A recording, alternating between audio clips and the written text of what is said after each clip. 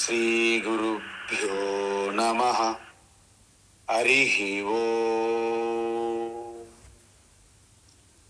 వసుదేవసుతం దేవం హంసచానూరమర్దనం దేవకీ పరమానందం కృష్ణం వందే జగద్గురుం. ఈర్త్వా మోహార్ణవం హత్వా రాగద్వేషాదిరాక్షసాన్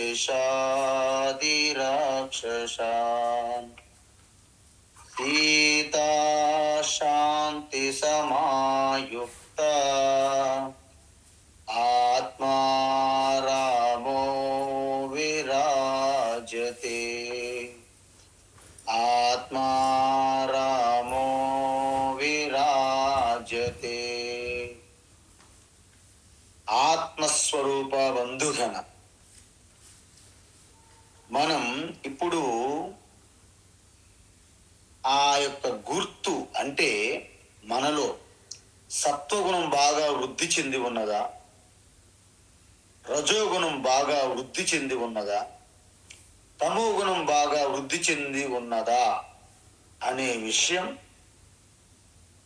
మనమే చెక్ చేసుకోవచ్చు, పరిశీలన చేసుకోవచ్చు. ఏ విధంగా అంటే మనకి ఇక్కడ ఒక లింగం అంటే గుర్తు అని అర్థం. ఎప్పుడైతే సత్వగుణం అధికంగా వృద్ధి చెంది ఉన్నదో సర్వద్వారేషు దేహే అస్మిన్ దేహే సర్వద్వారేషు ప్రకాశ ఉపజాయతే. ఆ చురుకుతనము, ఆ యొక్క తేజోవంతమైనటువంటి ఉత్సాహవంతమైనటువంటి జ్ఞానేంద్రియములన్నీ చాలా ఉత్సాహముతో స్పష్టమైనటువంటి, అంటే ఏదైనా సరే గ్రహించాలి, గ్రాస్ప్ చేయాలంటే చాలా వేగంగా ఉంటుంది. అది జరుగుతూ ఉందంటే అలర్ట్గా నాలో ఇప్పుడు సత్వగుణం బాగా వృద్ధి చెందినది అని మీకు తెలుస్తుంది, ఎదుటి వారికి కూడా తెలుస్తుంది. అదేవిధంగా ఎప్పుడైతే జ్ఞానం వృద్ధి చెందుతూ ఉందో అప్పుడు సత్వగుణము గుర్తు మనకి బాగా వృద్ధి చెందింది. అయితే మరి రజోగుణం సంగతి ఏమిటి? రజోగుణము వృద్ధి బాగా చెందినప్పుడు మనలో లోభము బయటపడుతుంది. అంటే ఇంకా చెయ్యాలి, మరిన్ని చెయ్యాలి, మరెక్కువ చెయ్యాలి, పెద్దగా చెయ్యాలి, అంటే పేరు ప్రఖ్యాతుల కోసము ఈ విధమైనటువంటి ఆ లాలస లంపట లాగేస్తుంది బయటికి. ఎందుకు? ఎప్పుడైతే రజోగుణం వృద్ధి చెందిందో మీ కర్మేంద్రియములు ఆగవు, చాలా చురుకుగా పనిచేస్తాయి. అంటే కాళ్ళు, చేతులు, మన నోరు, అంటే ఈ క్రియాశక్తి చాలా చురుకుగా ఉంటుంది. రజోగుణం ఉండే వాళ్ళకి సామర్థ్యం, ఫిజికల్ సామర్థ్యం ఎక్కువ ఉంటుంది. అందువలన వారు ఆ కర్మల యొక్క స్థాయి పెరుగుతూ పోతుంది, కానీ స్వార్థ బుద్ధి, లోభము అవి ఉంటాయి. అందువలన ప్రతి దానికి అన్ని కూడా ఆరంభం ఓపెనింగ్. దానివలన ఏమవుతుంది? అశాంతి, కలత, ఆందోళన, అలజడి, టెన్షన్, స్ట్రెస్ ఇవన్నీ వస్తాయి. అందువలన వారిలో ప్రశాంతత, నిశ్శబ్దము ఇవి ఉండవు.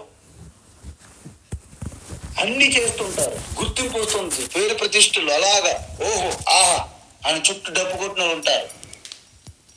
కాబట్టి రజో ప్రవృత్తి ఆరంభ కర్మణాం అశమ స్పృహ. అశమ అంటే అశాంతి. కాబట్టి ఈ విషయ భోగాల పైన మక్కువ కలిగి మరిన్ని కర్మలు పెంచుకుంటూ కర్మ చక్రంలో పూర్తిగా నిమగ్నం అయిపోతారన్నమాట. ఇది మనలో ఎప్పుడైతే అది చెయ్యాలి ఇది చెయ్యాలి అలాగ ప్రేరణ కలుగుతుందో అప్పుడు మనలో రజోగుణము అధికంగా వృద్ధి చెందిందని మనం చెక్ చేసుకోవడం. అయితే మీకు తర్వాత చెప్తాం, రజోగుణం ఉండడం తప్పు కాదు. అసలు రజోగుణం లేకపోతే దేశ భవిష్యత్తే ప్రశ్నార్థం అయిపోతుంది. కాబట్టి రజోగుణం ఉండాలి, అన్ని గుణాలు ఉండాలి, 3 గుణాలు ఉండాలి. కానీ 3 గుణాలు ఎప్పుడు ఎలా ఉండాలి, ఎక్కడ ఉండాలి, దేన్ని వృద్ధి చేసుకోవాలి, ఏ సమయంలో అనేది మనకి వివేకం ఉండాలి.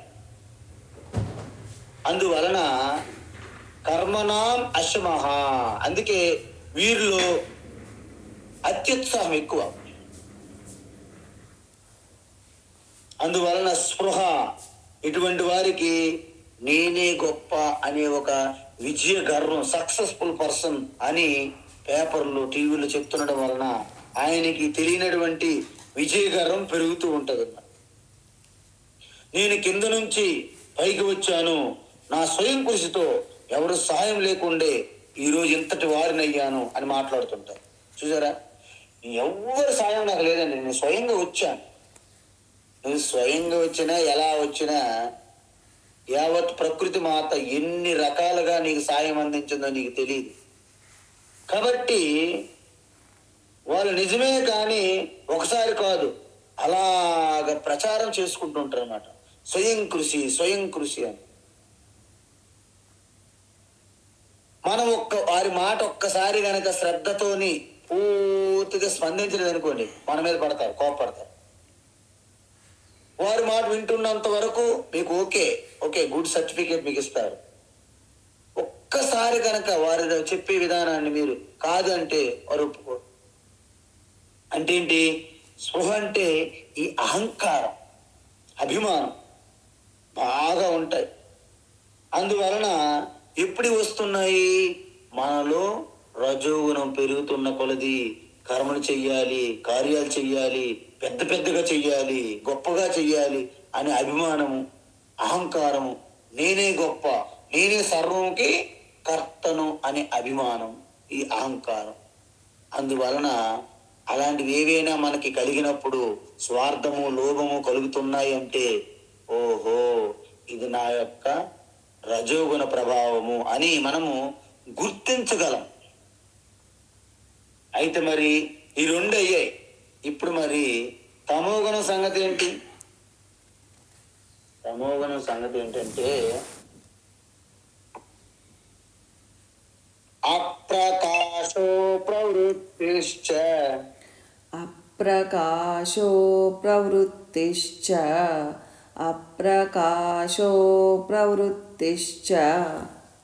ప్రమాదో మోహ ఏవ చ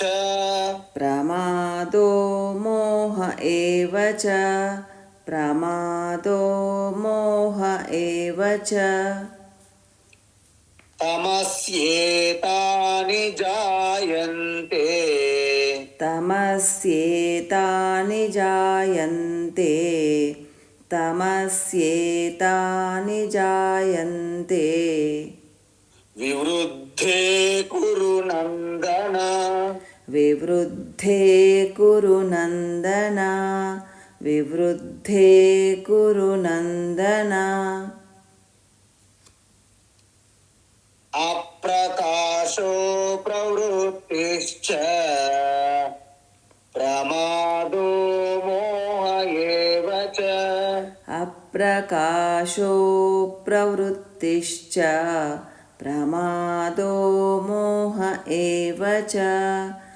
అప్రకాశో ప్రవృత్తిశ్చ ప్రమాదో మోహ ఏవ చ తమస్యేతాని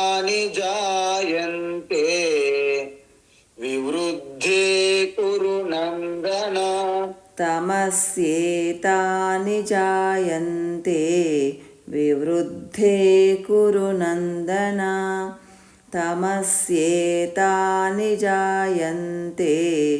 వివృద్ధే కురు నందన. ఉత్తమం. శ్లోకం చదివేటప్పుడు మిగతా వారందరూ కూడా ఒక్కసారి మీ యొక్క ఆడియో మ్యూట్ పెట్టుకోగలరు. ఓకే. ఇప్పుడు తమో గుణం బాగా మనలో ప్రభావం చూపెడుతుంది, వృద్ధి చెందింది అంటే మనం ఏ విధంగా గుర్తించాలి అంటే అప్రకాశ. చూడండి, మనలో సత్వగుణం వృద్ధి చెందినది ఏం చెప్పాము? ప్రకాశ అన్నాం. అంటే జ్ఞానేంద్రియములు చాలా చురుకుగా పనిచేస్తున్నాయి సత్వగుణం ప్రభావం వలన. అప్రకాశ అంటే మీ జ్ఞానేంద్రియములన్నీ డల్లగా ఉన్నాయి. అంటే చూడడము, వినికిడి, వాసన, రుచి, స్పర్శ, ఆలోచన ఇవన్నీ డల్. ఎందుకు అంటే ఈ తమో గుణం వలన బద్ధకము, నిద్ర, నిర్లక్ష్యము, అశ్రద్ధ ఇవి కదా దాని యొక్క ప్రోడక్ట్స్, కార్యాలు. కాబట్టి అప్రకాశ. చూసారా? అంటే మనశ్శాంతిగా ఉండలేరు, సుఖంగా ఉండలేరు, జ్ఞానం మీద శ్రద్ధ లేదు, తపన లేదు, ఏమీ లేదు. సో అప్రకాశ.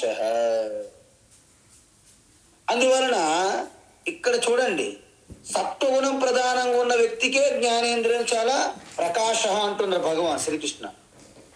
అతను దేని మీద శ్రద్ధ ఉండదు. ఎవరికి? తమో గుణం అధికంగా ఉన్న వాళ్ళకి. సపోజ్ న్యూస్ పేపర్లో, ఈనాడు న్యూస్ పేపర్లో ఒక చిన్న వార్త చదవాలన్నా కూడా దాని మీద ఏకాగ్రత దొరకదు. 10 సార్లు ఆ పేపర్ చదివితే తప్ప కొద్దిపాటి న్యూస్ కూడా వారికి గుర్తుండదు, వారి బ్రెయిన్లోకి వెళ్ళదంటే మీరు ఆశ్చర్యపోవక్కర్లేదు. అంటే జ్ఞానేంద్రియములు చాలా డల్గా ఉన్నాయి అని అర్థం. ఎప్పుడు? తమోగుణం అధికంగా ఉంది. అందుకే వారితో చాలా డేంజరస్. మీరు ఏమి చెప్పినా వాళ్ళకి తలకెక్కదు. నిజానికి మీకు వైరాగ్యం వస్తుంది వాళ్ళకి చెప్పి పొరపాటుని ఏమి చెప్పినా వాళ్ళతో పాటు మీరు వెళ్తూ ఉండాలి, మీరు కూడా చేసుకుంటూ ఉండాలి. ఒక అమ్మగారు వంట మనిషి పెడతారు, వంట చేయిస్తారు, స్టార్టింగ్ నుండి ఎండింగ్ వరకు తనే వండుకుంటారు. కానీ అన్ని చెప్తుంటారు, తనతో ఏమీ చేయనివ్వరు. ఎందుకు? ఒక్కసారి విడిచిపెట్టారనుకోండి, ఏమి జరుగుతుందో ఎవరు తినలేరేమో అలాంటి వంట వండొచ్చు. అంటే ఈ తమో గుణం అధికంగా ఉండడం వలన మీ జ్ఞానేంద్రియములన్నీ డల్లగా ఉంటాయి. కాబట్టి జ్ఞానానికి వ్యతిరేక పదం ఏంటి? అజ్ఞానము. అంటే అప్రకాశ. పోని జ్ఞానేంద్రియములు డల్లగా ఉన్నాయి, చురుకుగా లేవు, పోని కర్మలు ఏమైనా చేస్తారా అంటే అప్రవృత్తించ. అంటే కర్మేంద్రియములు కూడా చాలా డల్గా ఉంటాయి. కాబట్టి క్రియాశక్తి, ఎనర్జీ చాలా చురుకుగా ఉండదు. కాబట్టి రజోగుణం ఉన్న వ్యక్తికి కర్మేంద్రియాలు చురుకుగా ఉంటాయి, సత్వగుణం ఉన్న వ్యక్తికి జ్ఞానేంద్రియాలు చురుకుగా ఉంటాయి. మరి తమో గుణం అధికంగా ఉన్న వ్యక్తికి ఏముంటాయి? నా ఘర్కి, నా ఘాటుకి. అంటే నా జ్ఞానేంద్రియములు చురుకుగా ఉండవు, నా కర్మేంద్రియాలు చురుకుగా ఉండవు. అంటే డల్గా రెండింటికి మధ్యన కర్మ చేయుడు, ఒక ప్రశాంతంగా మౌనంగా ఏకాంత స్థితిలో కూడా ఉండరు. ఎలా ఉంటారు? నిద్రపోతూ ఉంటారు. అందువలన వీళ్ళకి ప్రవృత్తి లేదంటే అప్రవృత్తి. అందువలన అప్రకాశ అంటే సత్వగుణం లేదని, అప్రవృత్తి అంటే రజోగుణం లేదని మనకి అర్థమవుతుంది. అంటే ఈ 2 గుణాలను అధిగమించి తమో గుణం అనేది తాండవించింది అని అర్థం. ఇటువంటి వ్యక్తిలో ఒకవేళ మీరు బలవంతంగా ఏ పని చేయించాలని ప్రయత్నించినా అతని వెంట ఉండి మీరే మొత్తం చూసుకోవాల్సి ఉంటుంది. ఎందుకంటే ఒకవేళ ఆయనకి వదిలేరనుకోండి, ఉల్టా చేస్తారు. ఉల్టా అంటే మీరు అనుకున్న దానికంటే విరుద్ధంగా చేసి పెడతారు. ఎలా అంటే ఒక యజమాని అన్ని పూల మొక్కలు అన్ని వేశారు, కూరగాయ మొక్కలు పూల మొక్కలు ఉన్నాయి. అక్కడ మంకీస్ ఉంటాయి, కోతి. అంటే కోతికి మంచి ట్రైనింగ్ ఇచ్చారండి. అయితే అన్నారు, భీమరాజు ఏదో పేరు పెట్టారు, భీమరాజ్ ఈ మొక్కలకి మూలములు అంటే మొదట్లో మొక్కలకు మూలంలో మీరు నీరు పొయ్యాలి అని చెప్పి బయటికి వెళ్ళాడు యజమాని. వెంటనే సరే పోతే ఎందుకు, పరమానంద శిష్యులు అందాం. గురువు గారు ఏమన్నారంటే, ఈ మొక్కలన్నిటికీ మూలంలో మీరు నీరు పొయ్యండి. ఆయన వెళ్ళిపోయారు. మీరు వెళ్ళారు పెరట్లోకి, గార్డెన్, అమ్మ అన్ని చూశారు, అన్ని బాగా ఎండిపోయినాయి, నీరు లేదు. అందువలన ఒకరు చెప్పారు, హే కృష్ణారావు నీరు తీసుకురా అన్నాడు. వెళ్ళాడు, నీరు తీసుకొచ్చాడు. ఈలోగా ఈయన మొక్కలన్నీ పైకి పీకి లాగి, ఆ వేళ్ళు ఉంటాయి కదా భూమిలో పడిన వేళ్ళన్నీ చూసి బాగా తుడిచి కడిగి ఆ నీళ్లు ఆ వేళ్ళు మీద నీళ్ళు పోశారు. అలా పోస్తారనమాట. అందువలన తమో గుణస్తులకు మీరు బలవంతంగా ఏది చెప్పి విడిచిపెట్టిస్తే మీ పనులన్నీ ఆ మూలంలో నీళ్ళు పోయేంత, ఎలాగైతే మొక్కలు పైకి పీకి ఆ మూలంలో నీళ్ళు పోసినట్టు చేస్తారు. కాబట్టి తస్మాత్ జాగ్రత్త వాళ్ళతో మనం పని చేయించేటప్పుడు. అందువలన ప్రమాదం అంటే ఏంటి, నిర్లక్ష్యం అని చూసాం మనం. అంటే నిర్లక్ష్యం వలన వాళ్ళు తప్పులు చేయడం అనేది సహజం. ఎవరు, తమో గుణస్తులు. ఎందుకంటే పాపం వాళ్ళకి క్లారిటీ అందట్లేదు, బుద్ధి పని చేయదు, బుద్ధి బాగా డల్ అయిపోయింది. ఎలాగంటే ఎప్పటి నుండి ఒక కొలను నీరు ఎప్పుడు ప్రవహించకుండా అలాగా మనకి ఈ యొక్క పాకు పట్టింది అంటారు చూడండి, పాకు పట్టింది గ్రీన్ శైవులాలు, అలాగా బుద్ధి మాంద్యంలోకి వెళ్ళిపోతుంది అన్నమాట. అందువలన మోహం అన్నారు. అంటే ఏంటి, మోహమేవా ప్రమాద మోహ ఏవచ. అంటే ప్రమాదం అంటే నిర్లక్ష్యము, మోహం అంటే పూర్తిగా నిద్రామైక్యముతో కప్పి ఉంటుంది బుద్ధి. అందువలన తనకి ఏం కావాలో, అంటే జీవితంలో కూడా నా యొక్క లక్ష్యం ఏంటి, గమ్యం ఏంటి అనేది ఏం తెలీదు. నీ లక్ష్యం ఏమిటి అని అడిగారు అనుకోండి, ఆడేమంటాడంటే అతనికి ఏదేం తెలిస్తే కదా పోనీ, ఏదో ఆ భ్రమలో ఉల్టా చెప్తూ ఉంటారన్నమాట. ఒక్కొక్కసారి వాళ్ళ మాటలు చూస్తే మీకు జాలి వేస్తుంది. పోనీ ఏదైనా సాయం చేద్దామా, ఏదైనా మార్గం చూపిద్దామా అంటే తన జీవితంలో ఏది సాధించాలో నిర్ణయించుకోలేరు. వాడు చదువుతున్నదేమో బైపీసీ, ఆయన ఇంజనీర్ కావాలంటారు సపోజ్, అది అసాధ్యం. అందువలన మీరు చెప్పింది కూడా వినడానికి కూడా టైం ఇష్టపడరు. అందుకే చెవిటివాడి ముందు శంఖం ఊదినట్లుగా వారికి మీరు చెప్పడం దండగా, వృథా. ఇలా కేవలం అలాగ ఎండిపోయినటువంటి ఆకుల వల్లే తేలుతారు వాళ్ళు. అతని గురించి ఈవెన్ మనం ఏదో ఈశ్వరుని ప్రేయర్ చేసి ప్రార్థించి వాళ్ళ సద్బుద్ధి ప్రాప్తించుగాక అని చెప్పడం తప్ప మనం ఏమీ చేయలేం.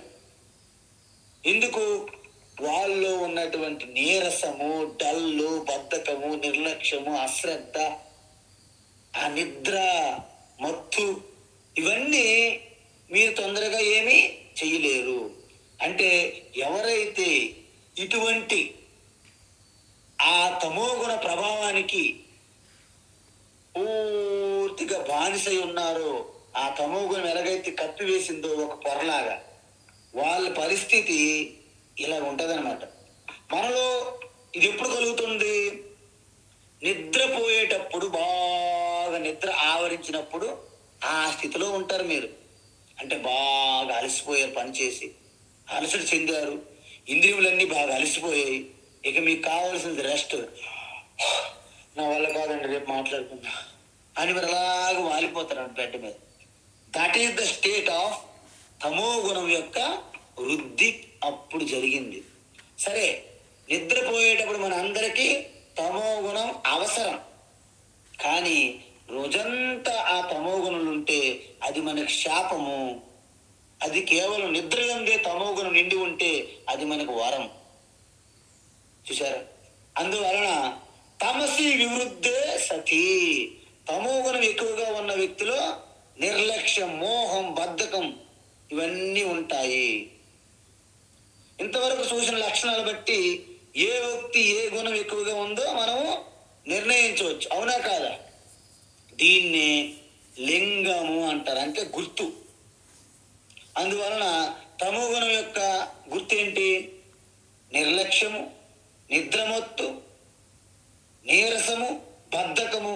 ఇవి కలిగినప్పుడు నాలో తమో గుణం అధికంగా ఉందని మనం గుర్తించుకోవాలి, తెలుసుకోవాలి మనం, అంతే. ఎందుకంటే గుణాలు అనేవి బయటికి మనకి కంటికి కనిపించే స్థూల వస్తువులు కాదండి. అవి అత్యంత సూక్ష్మం. అలాంటి వాటికి అనుమానం ద్వారా మాత్రమే తెలుసుకోగలం. అనుమానం అంటే ఏంటి? అక్కడ దూరంగా కొండ ఉంది, పర్వతం. అక్కడ అగ్ని ఉందో లేదో కనిపించట్లేదు, కానీ పొగ వస్తుంది. అప్పుడు ఏమంటారు మీరు? ఓహో, అక్కడ అగ్ని ఉంది. నేను అడిగా, నీకు కనిపించేది అగ్ని ఎలా చెప్పావు? అక్కడ పొగ వస్తుంది కాబట్టి అగ్ని ఉంది. ఎందుకు? అగ్ని లేకపోతే పొగ రాదు. చూసారా? అది అనుమానము. మీరు అనుమానం పట్టి చెప్పారు. ఉదయం లేచాను, మన వాకిట్లో అంత బురదగా ఉంది మొత్తం. ఓహో, రాత్రి వర్షం పడింది. ఎలా చూశారు మీరు? వర్షం చూసావా? లేదు. మరి ఎలా చెప్తున్నావు? ఇదిగో మొత్తం రోడ్డు అంతా బురదగా ఉంది. అనుమానము. ఒక వ్యక్తి పీలగా ఉన్నాడు, ఉపవాసం చేస్తున్నాను అనుకున్నాం మనం.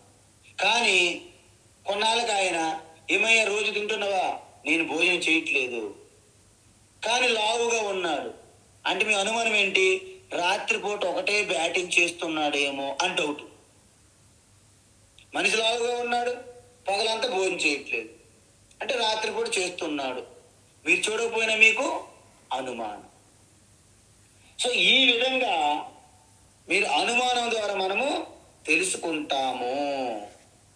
ఇప్పటి వరకు భగవాన్ మనకి ఏం చేశారు, ఏం చెప్పారు అంటే, 3 గుణాలు మనలో ఏది అధికంగా ఉన్నదో అది మనం గుర్తించుకోవాలి. అయితే మనం ఇప్పుడు ఏం చేయాలి? మనలో తమో గుణం అధికంగా అక్కడ నుండి ప్రారంభించాం. మన జీవితం పుట్టినప్పటి నుండి తమో గుణం ఉంటుంది మనకి. కాబట్టి తమో గుణం ఉన్న వారికి డైరెక్ట్గా సత్వగుణం సంబంధించిన కార్యాలు చేయించరాదు. అంటే జ్ఞానం సంబంధించి ఏకాంతము, నిశ్శబ్దము, మౌనము ఇలాంటి పనికిరావు. తపస్సు ఇలాంటి పనికిరావు. మరి ఏం చేయాలి? వాళ్ళకి వారిలో కోరికలని పుట్టించాలి.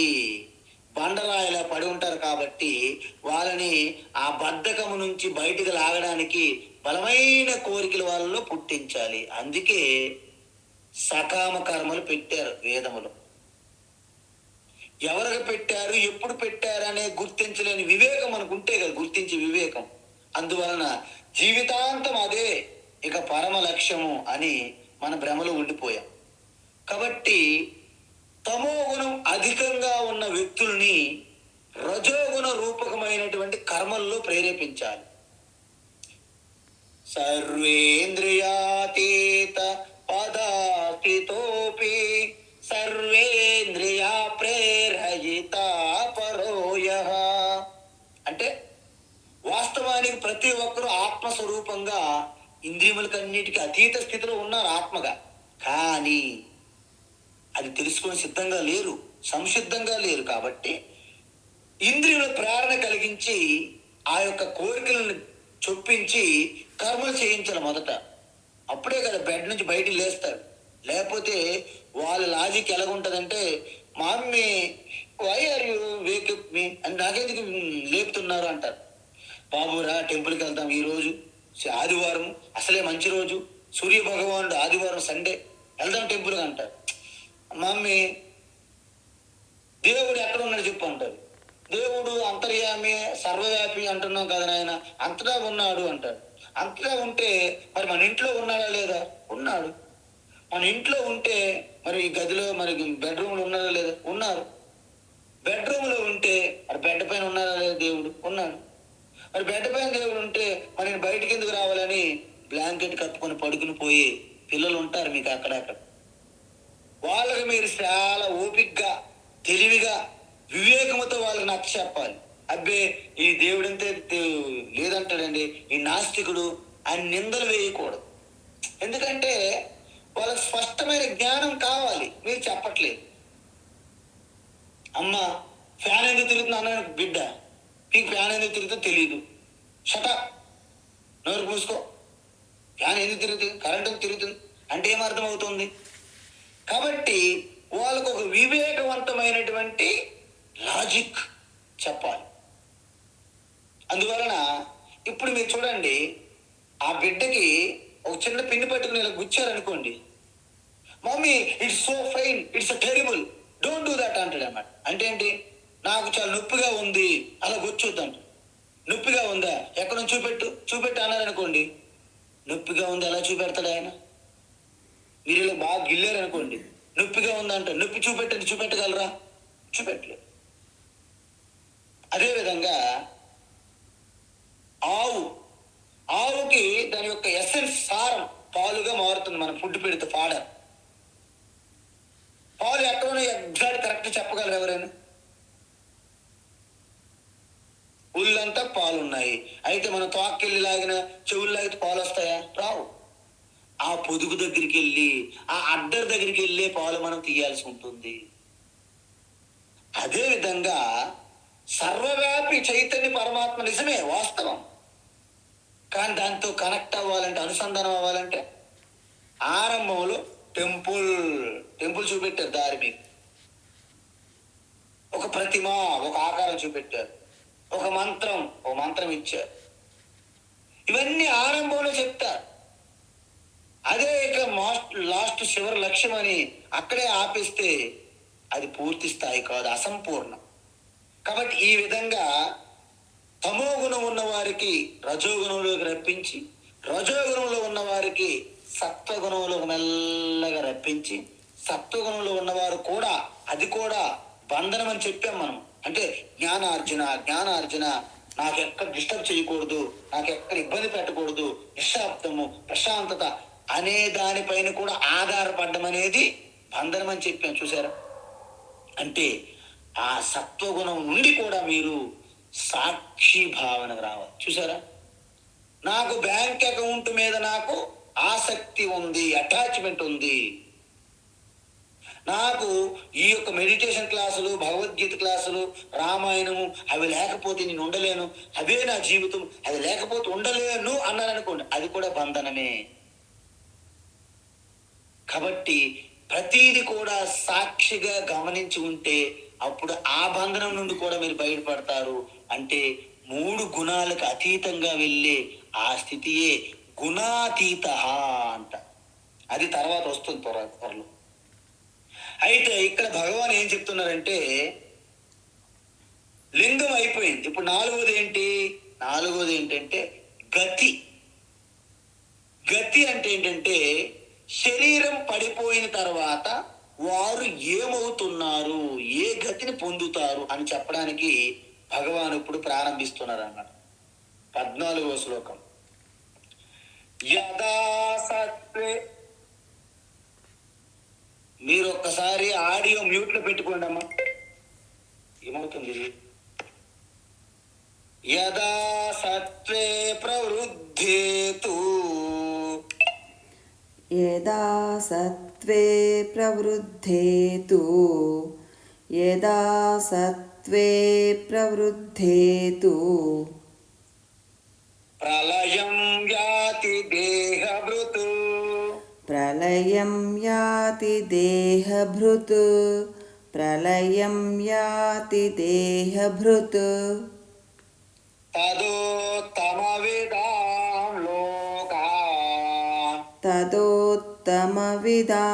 లోకాన్, తదోత్తమవిదాం తదోత్తమవిదాం లోకాన్ అమలాన్ ప్రతిపద్యతే అమలాన్ ప్రతిపద్యతే అమలాన్ ప్రతిపద్యతే యదా సత్వే ప్రవృద్ధే తు ప్రళయం యాతి దేహభృత్ యదా సత్వే ప్రవృద్ధే తు ప్రళయం యాతి దేహభృత్ యదా సత్వే ప్రవృద్ధే తు ప్రళయం యాతి దేహభృత్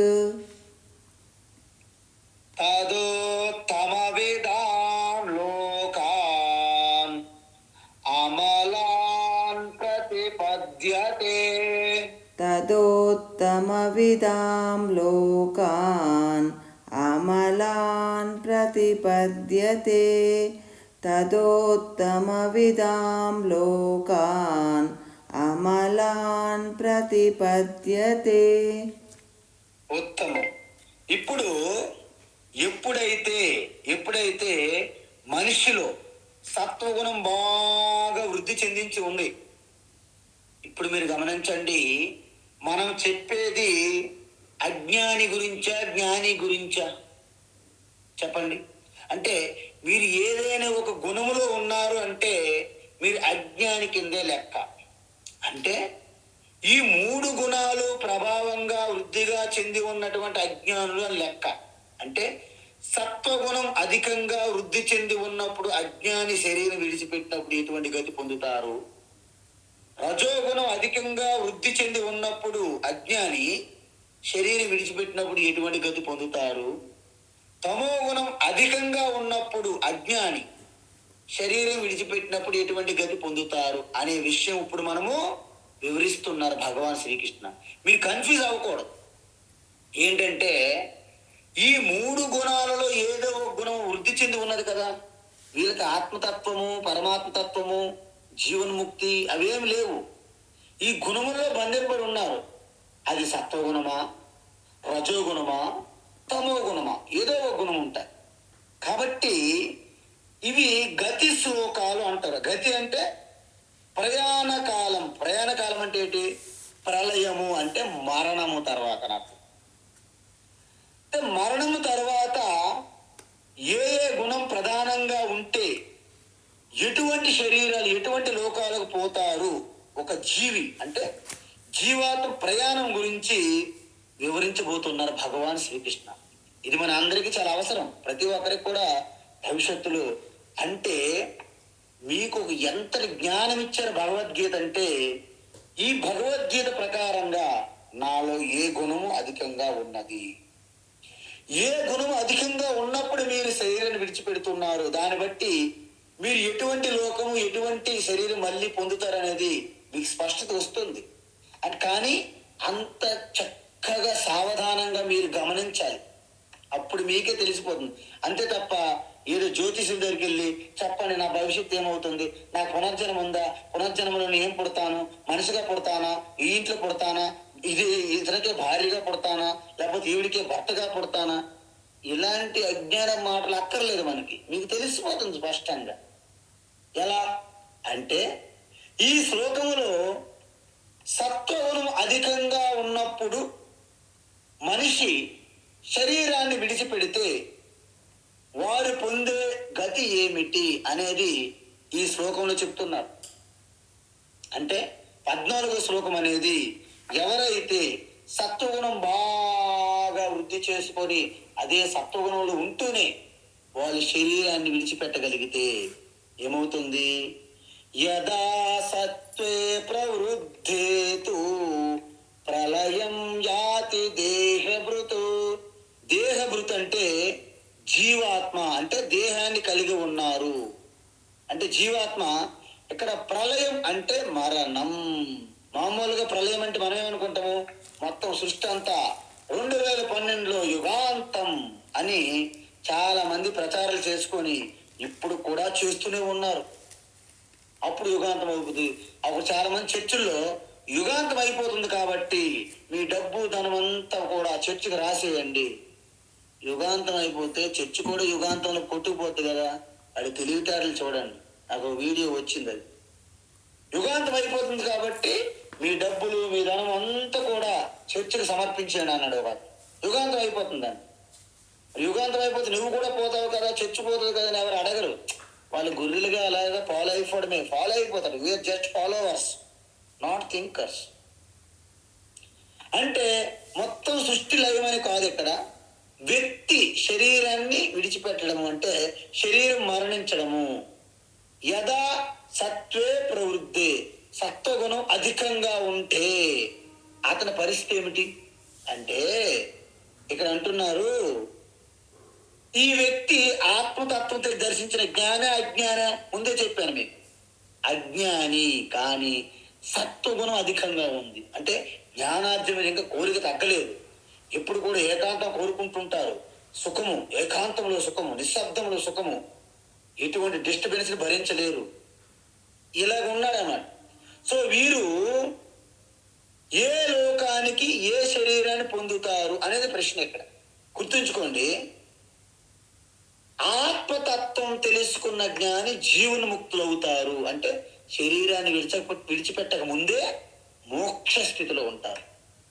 అందువలన వారు జీవించినప్పుడే మోక్షం పొందారు కాబట్టి ఇక శరీరం పడిపోతే ఇంకా మోక్షం గురించి ప్రశ్న ఎందుకు ఎత్తుతుంది? దాన్నే విదేహముక్తి అంటారని చెప్పాము. అందువలన ఉపనిషత్తులు ఏం చెప్పారంటే, నతస్య ప్రాణ ఉత్క్రామంతి బ్రహ్మైవ సన్ బ్రహ్మాప్యేతి బ్రహ్మవిత్ బ్రహ్మైవ భవతి. తస్య ప్రాణాహ అంటే ఎవరైతే ఆత్మతత్వం తెలుసుకున్న జీవన్ముక్తులు శరీరం పడిపోయినప్పుడు ఈ స్థూలమైనటువంటి ఈ శరీరము స్థూల పంచభూతముల్లో కలిసిపోతుంది. ఈ సూక్ష్మ శరీరం అనేది సూక్ష్మ ప్రపంచంలో కలిసిపోతుంది. శుద్ధ చైతన్య ఆత్మ సర్వవ్యాపి చైతన్యంగానే మిగిలిపోతుంది. అంటే చిదానంద రూప శివోహం శివోహం తదేకోవశిష్ట శివ కేవల అహం అని అయిపోతారు. అందువలన మీకు ఎలాగైతే సముద్రంలో పెద్ద ఐస్బర్గ్ ఐస్, లేకపోతే ఇంతకుముందు మనం చెప్పాం ఒక ఉప్పు బొమ్మ సముద్రంలో ఎలాగైతే కరిగిపోయి సముద్రం నీటితో ఒకటి అయిపోతుందో ఆ విధంగా ఈ జ్ఞాని అనేవారు ఇంకేమీ మిగలవు. అందుకే జ్ఞానిని మనం ఎలా ఫాలో అవ్వగలమంటే జ్ఞానిని మీరు ఫాలో అవ్వలేరు. ఎందుకు? పక్షులు ఎలాగైతే ఆకాశంలో ఎగురుతున్నప్పుడు వాటి అడుగుజాడలు ఎలాగైతే మనకు తెలియవో, చేపలు ఎలాగైతే నీటిలో వెళ్ళిపోయిన తర్వాత వాటి అడుగుజాడలు ఎలాగైతే మనకి ముద్రలు కనిపించవో, జ్ఞాని యొక్క స్థితి కూడా అదే విధంగా ఉంటుంది అని చెప్తారు. అందువలన ఈ జ్ఞానికి ప్రయాణం లేదు కాబట్టి మనం ఇప్పుడు మాట్లాడేది ఎవరి గురించి? సత్వగుణం బాగా వృద్ధి చెంది ఉన్నటువంటి అజ్ఞాని శరీరం విడిచిపెట్టినప్పుడు కలిగే స్థితి గురించి భగవాన్ శ్రీకృష్ణ చెప్తున్నారు. అందువలన ఎక్కడికి వెళ్తారు ఆయన? అమలాన్ లోకాన్ ప్రతిపద్యతే. అమలాన్ అంటే ఏంటి? శుద్ధమైన పవిత్రమైన మలము లేనివి అని అర్థం. అటువంటి లోకాలు. అందుకే మనకి పురాణాల్లో 14 లోకాల గురించి చెప్తారు. అంటే పైన 6, కిందన 7, మధ్యలో మనము. పైన 6 కింద 7 మధ్యలో మనము అంటారు. అంటే ఏంటి? ఈ భూలోకం అనేది సెంటర్. పైన 6 కింద 7. పైలోకాలు ఏమంటాము? ఇది భూలోకం. భూ వదిలేయండి. పూర్లోక, సువర్లోక, మహర్లోక, జనలోక, తపోలోక, సత్యలోక, ఇలా 6 లోకాలు పైన ఉన్నాయి. పైన అంటే ఇదేదో సరళ రేఖల పైన కిందని కాదు, అత్యంత సూక్ష్మంగా ఉంటాయి అంతే. అందువలన వాటిని పుణ్యలోకాలు అంటారు, స్వర్గాది లోకాలు ఇవన్నీ. అందువలన మనం ఎవరమైనా సరే పైకి వెళ్తే మన పుణ్యం వల్ల వెళ్తున్నాం కాబట్టి అక్కడ మీరు కర్మలు చేయని పని లేదు. ఏం చేస్తారు? మీ పుణ్యాన్ని అనుభవించడమే. అంటే భోగాల్లో తేలడమే. అంటే ఉదయం నుండి రాత్రి అనికి రాత్రి పగలు లేకుండా ఊగుతూ తూలుతూ భోగము భోగము భోగము, కావో పీవో, మజా మజా మజా, వెర్రి. సో ఈట్ సెలబ్రేట్ అంటారు కదా. అందువలన ఏ ఏ శతం మనుష్య ఆనందా స ఏకో మనుష్య గంధర్వానామానంద. ఏ ఏ శతం మనుష్య గంధర్వానంద స ఏకో దేవ గంధర్వానామానంద. తే ఏ శతం దేవ గంధర్వానామానంద స ఏకో ఇంద్రస్య ఆనంద.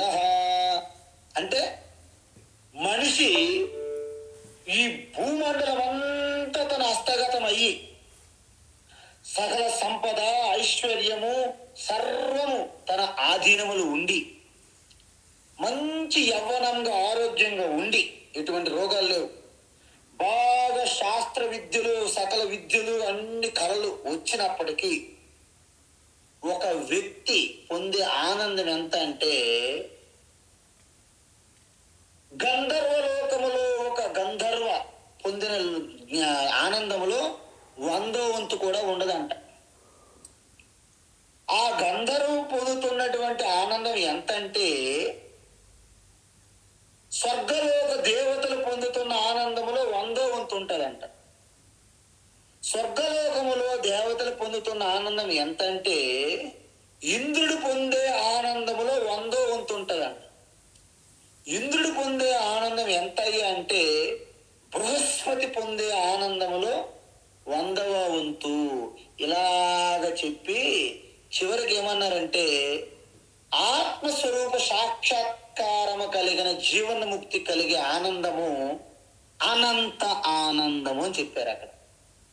అందుకే సత్యం జ్ఞానం అనంతం బ్రహ్మ అనంత ఆనందము అని చెప్తారు అన్నమాట. కాబట్టి ఈ విధంగా వీళ్ళు దాని గురించి చెప్పారు, ఆనందం యొక్క తారతమ్యాల గురించి చెప్పారు. కాబట్టి వీళ్ళు పొందే ఆ పుణ్యం బట్టి ఆ లోకాల్లో వీళ్ళు మళ్ళీ జన్మిస్తారు అని చెప్పారు. ఎలాంటి లోకాలు అవి? ఉత్తమ విధాం లోకాన్. ఇక్కడ ఉత్తమ పురుష అంటే ఏంటి? ఉత్తమ అంటే ఏంటి? ఈశ్వర అంటే సగుణ ఈశ్వర. విధాం అంటే విధాం అంటే ఏంటి? ఆ ఉపాసన చేసేవాళ్ళు. అందుకే చూడండి, మీరు ఎంత సకామైన నిష్కామైన పనులు చేసేవారు కంటే ఆ ఉపాసన ధ్యానం అనేది గొప్పది. అందుకే పూజ కోటి సమం స్తోత్రం అన్నారు. పూజ కోటి సమం స్తోత్రం అన్నారు. స్తోత్ర కోటి సమం జప. జప కోటి సమం ధ్యానం. చూసారా? అందువలన ఉపాసన ధ్యానం అనేది చాలా గొప్పది. అందువలన సగుణ ఈశ్వర ఉపాసకులు ఎవరైతే ఉంటారో వారు పొందే ఆ గొప్ప ఉత్తమ జన్మ, ఆ లోకాలు ఏవైతే ఉంటాయో అవి ఈ సత్వగుణం బాగా ప్రధానంగా ఉన్నప్పుడు మీ దేహత్యాగం జరిగితే అటువంటి గొప్ప పొందుతారు. ఇక్కడ మీరు ఒకటి గమనించాలి, మీరు ఊర్ధ్వలోకాలకి స్వర్గాది గొప్ప లోకాలకు వెళ్తారు, కానీ అక్కడ మీకు కొత్తగా పుణ్యము రాదు, పాపము రాదు. ఏమొస్తుంది? కేవలము మీ పుణ్యాన్ని ఖర్చు పెట్టుకోగలరు అంతే. ఇది సత్వగుణం ప్రధానంగా ఉన్నప్పుడు అజ్ఞానిగా శరీరం త్యాగం చేస్తే జరిగే ప్రతిఫలం అన్నమాట ఇది. తర్వాత భగవాన్ ఏం చెప్తున్నారంటే ఇప్పుడు 2వ దాంట్లో 15లో రజోగుణము బాగా వృద్ధి ఉన్నప్పుడు, తమోగుణం బాగా వృద్ధి ఉన్నప్పుడు అజ్ఞాని జీవి శరీరం విడిచిపెడితే ఏమవుతుంది ఇది తెలియాలి మనకు. రజసి ప్రళయం గత్వా. రజసి ప్రళయం గత్వా. రజసి ప్రళయం గత్వా. కర్మ సంగిషు జాయతే. కర్మ సంగిషు జాయతే. కర్మ సంగిషు జాయతే. తథా ప్రళీనస్తమః. ప్రలీనస్తమసి తథా ప్రలీనస్తమసి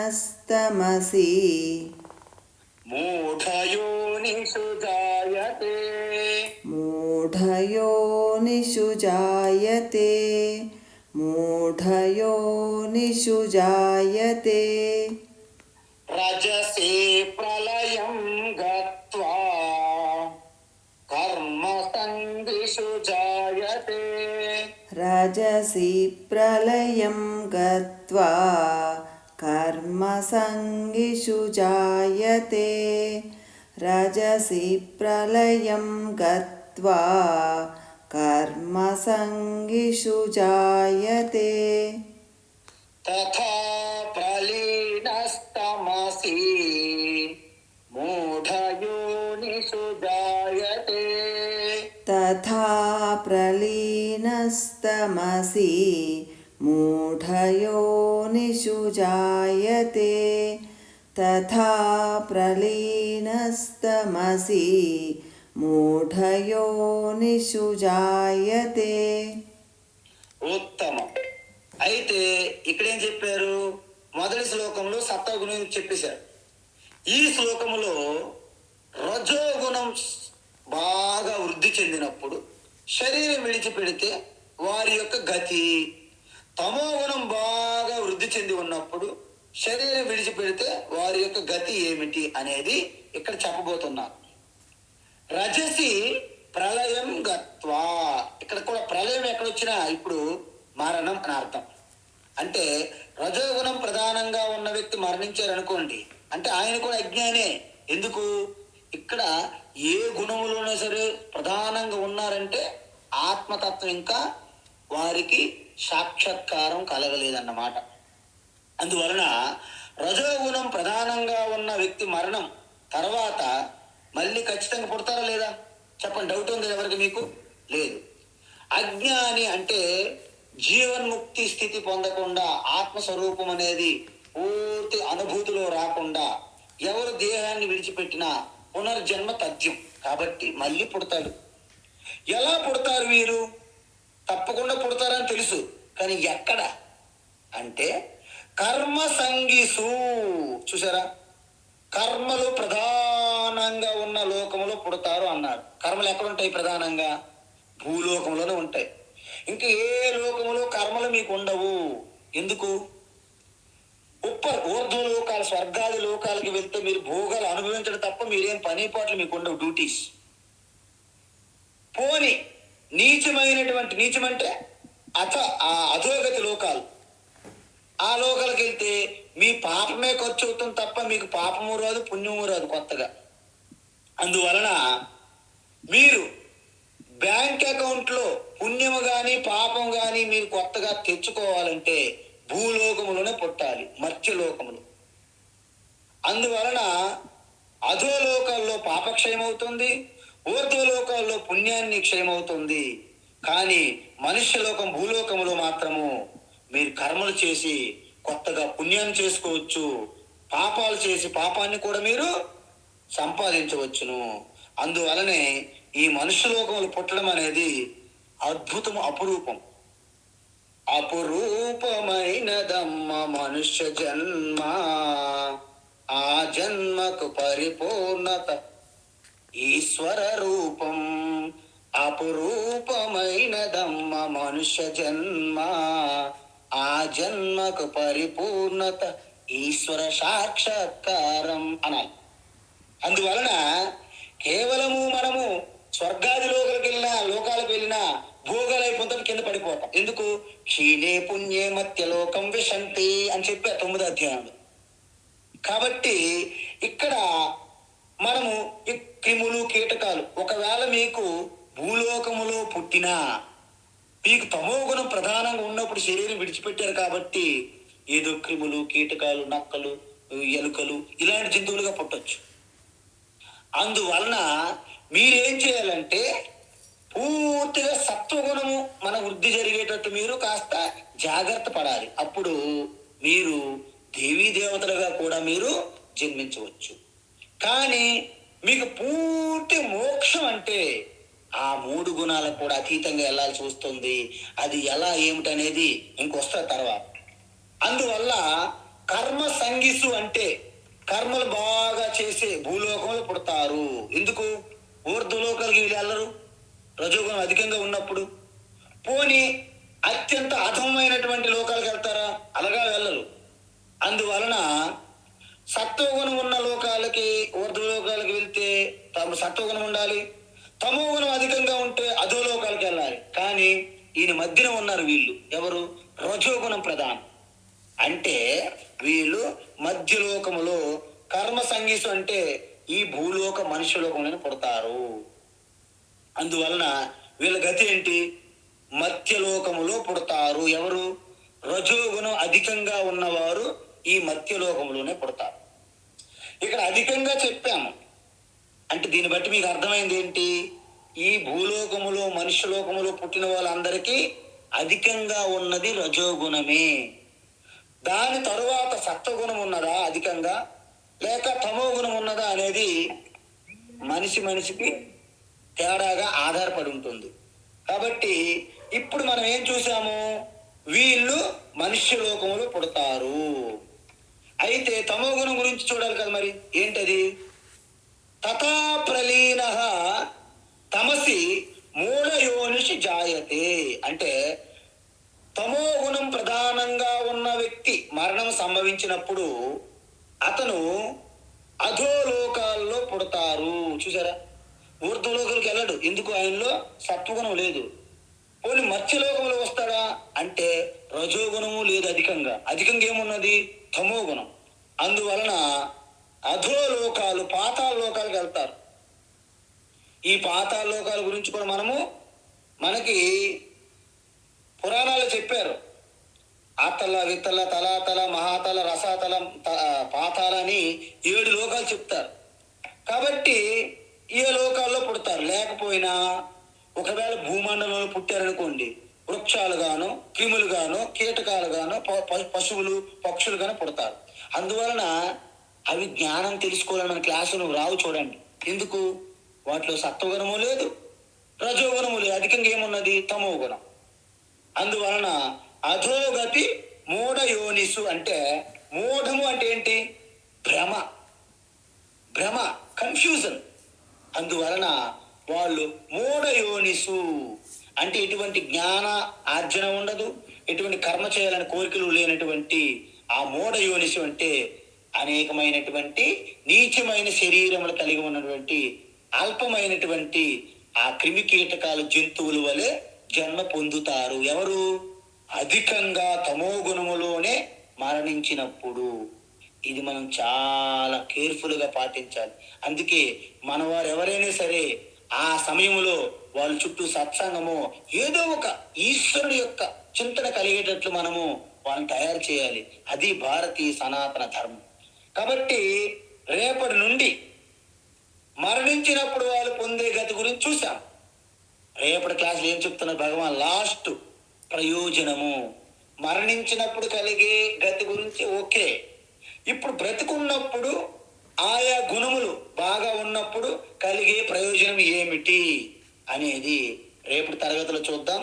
ఇది చాలా బాగుంటుంది. ఎందుకంటే ఏ గుణం అధికంగా ఉంటే జీవించి ఉన్నప్పుడే ఎటువంటి ప్రయోజనం పొందవచ్చును అనేది రేపటి క్లాసులో చూద్దాం.